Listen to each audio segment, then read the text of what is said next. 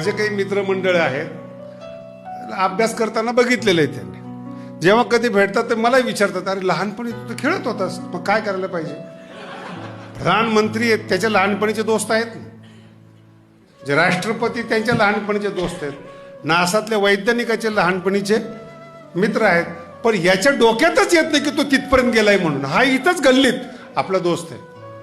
आणि जर तुमची पतित अवस्था आली ना, सक्का भाऊ म्हणतो आमचा नातेवाईक नाही आहेत, दुरून लागतो. काय म्हणतात? लांबून लागतात. कोणत्या समाजामध्ये राहतो, कुठे राहतो आपण? म्हणून देव असो किंवा संत असो, ओळखायला शिका. कोणाच्या पाया पडायचे तुम्हाला अक्कल आली तर उद्धार होईल. डॉक्टर, वकील आणि गुरु भाग्यवानाला चांगले लागतात.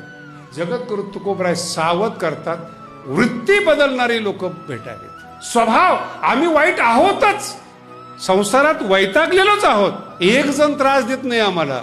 श्रीमंत झाला तर सरकार त्रास देतात, जास्त पैसा आला तर गुंड त्रास देतात, गरीब राहिलो तर गल्लीतले त्रास देतात, काहीच नाही केलं तर बायको त्रास देते.